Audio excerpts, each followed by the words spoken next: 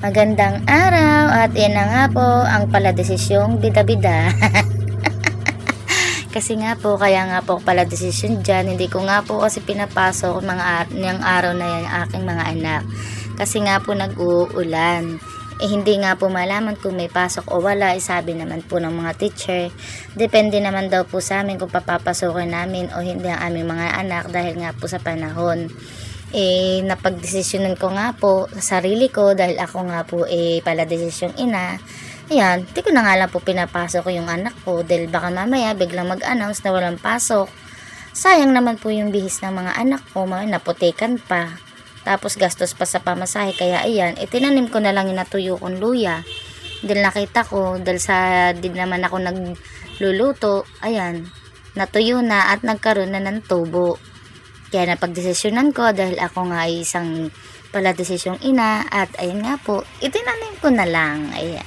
Nakikita nyo ba yan? Ayan. Iyan ang nilaban ko ng isang araw. At ayan naman po, ang lalabahan ko ulit. O, diba? Hindi pa nga natitiklop, may labahin na naman.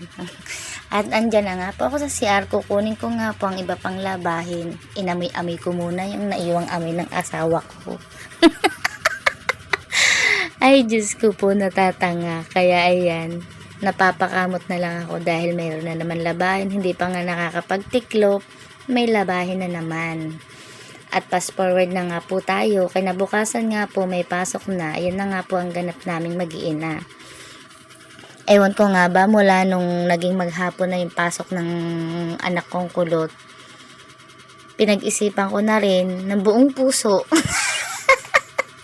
Nagigising na ako ng umaga para naman yung mga anak ko makakain ng agahan bago sila pumasok. Kasi nung pre-elim pa lang yung anak ko, hindi ako nagigising ng maaga talaga. Dahil sa gabi pa lang, nagluluto na ako, dinadagdagan ko na yung sinaing para may pambaon yung high school ko. At sa umaga, pagpasok nila, hindi na sila nakakakain. Kaya iyan, mula nung naging grade 1 na yung anak kong si Kulot, napagdesisyonan ko dahil ako nga ay pala desisyong ina, gumigising na ako ng umaga para makakain sila bago pumasok sa school. At ayun na nga, inaayusan ko na nga po pala si Kulot ng buhok dyan. Hindi ko nga po sana ayusan yan dahil nagmamadali na nga po kami dahil nagdidilim na naman. Ang sabi niya, ayusan ko daw muna siya dahil baka raw mag-aantay pa siya dun sa pinsan niyang isa. Kaya ayan, inayusan ko na lang din muna siya ng buhok niya. Dahil ang kulot na yan, pag hindi mo sinunod yung gusto niya, ngugusuan ka lang. Opo, dahil ewan ko ba sa mga kulot, ganyan yata talaga yung mga utak ng kulot. Pag di mo nabigay yung gusto nila, ayan, ngugusuan ka na lang.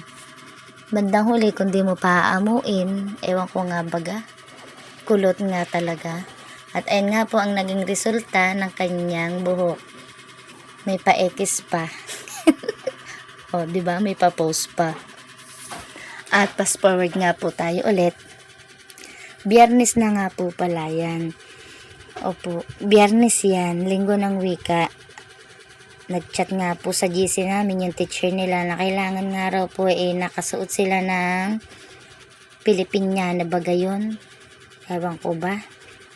Bigla-biglang nag-chat yung teacher nila. Ayan, ngarag tuloy ako mag-isip. Habang nag-iipit ako dyan, nag-iisip ako kung saan ako kukuha o saan ako makakahiram ng isusuot niya. Dahil naawa naman ako. Kung siya lang siya lang yung wala, naawa naman ako. Kaya, ayan. Ayan muna yung suot niya nung umaga. Kasi sa tanghali pa po nila isusuot yung Pilipiniana. Buti na lang, may kapitbahay akong mabait. Ayan, o diba, nakikita niya yung damit na yan. Hiram ko lang po yan. Opo, yan po ang naging ganap nung tanghali. O diba, dahil linggo ng wika, ayan po ang kanyang attire.